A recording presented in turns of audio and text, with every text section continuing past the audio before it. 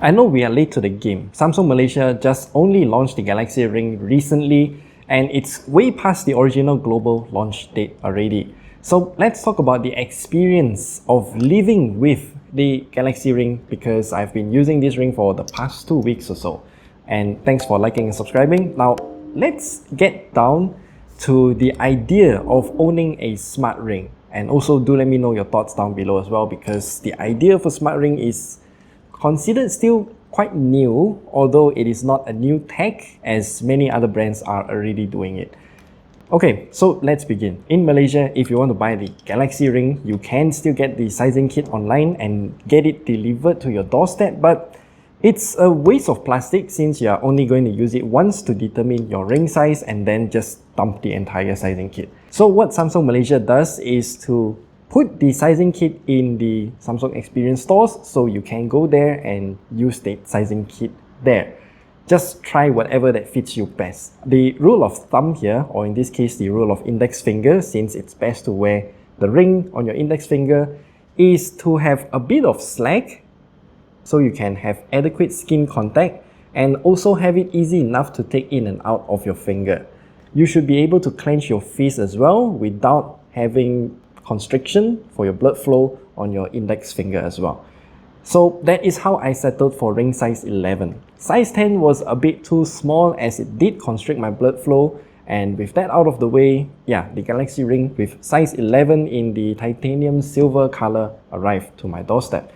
The unboxing experience is pretty standard. Just open up the box and you get this case here.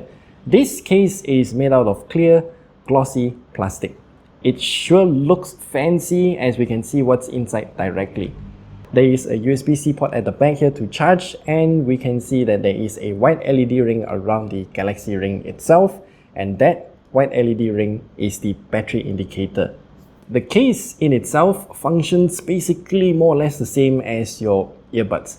To charge the ring, you will have to put the ring back to the case for it to charge.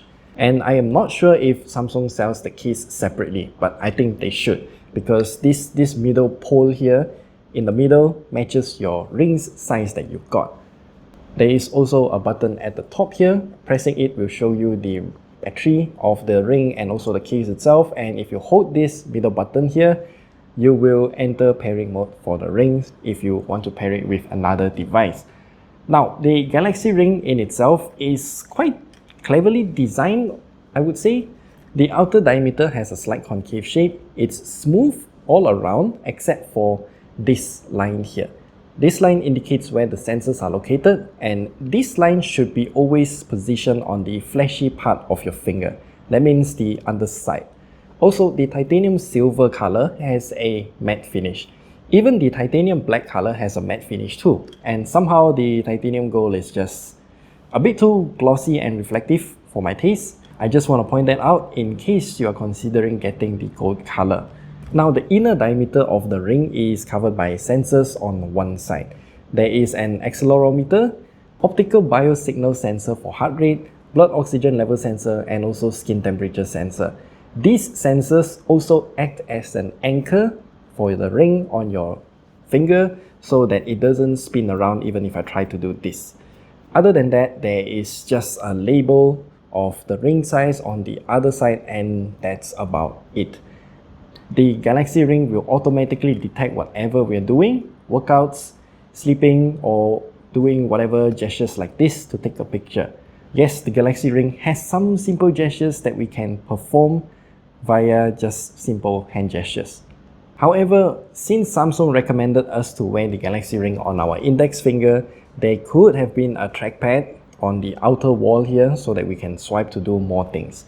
Or maybe just adding NFC for payments too. It would have been cool to just bump our finger onto any payment terminal to make a purchase. The Galaxy Ring does log our daily activity and syncs back to our phone and displayed via the Samsung Health app.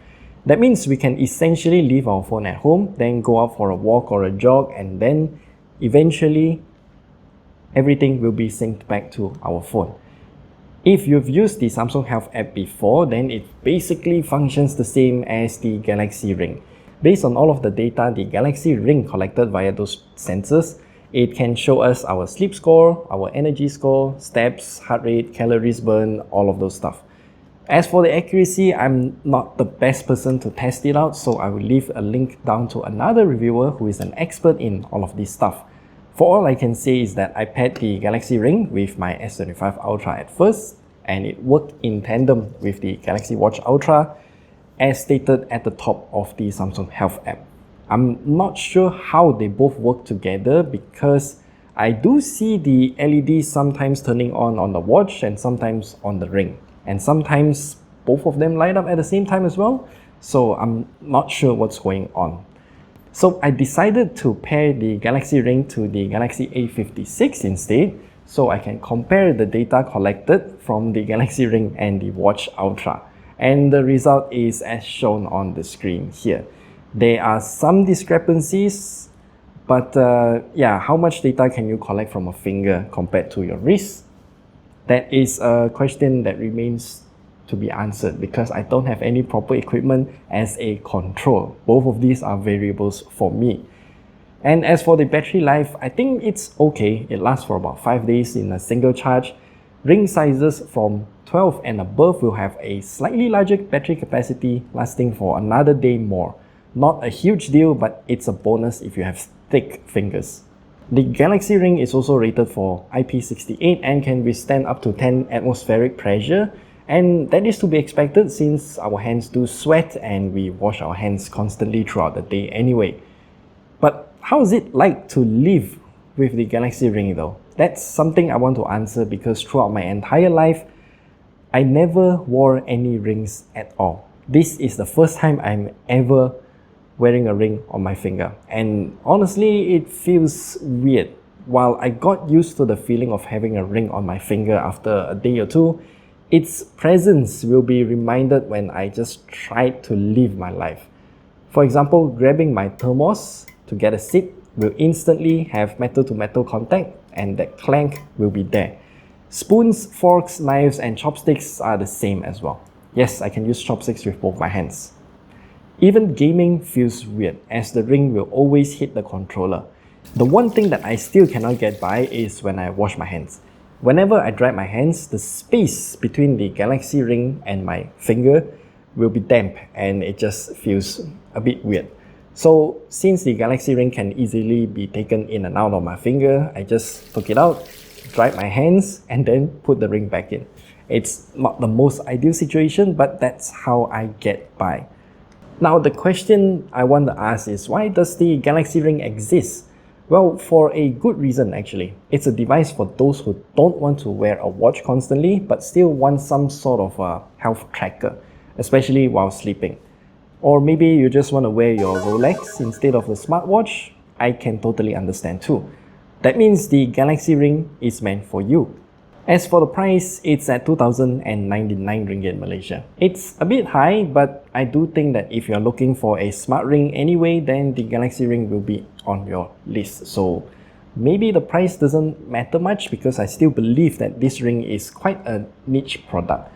Also, just note that repairing the ring itself is basically impossible here since all of the components are epoxied into a single piece. Now, since this is still a first generation product, I do believe that the Galaxy Ring can be further improved for the next generation. For example, as we've mentioned earlier, having a trackpad so that we can swipe to do more gestures is going to be a great feature. Also, please do add vibration. I really do think that having vibration on the ring itself for notifications or even alarms will be a big upgrade, and even NFC to make simple payments. And that's all that we have for you here today. Do let us know what do you think about the Galaxy Ring.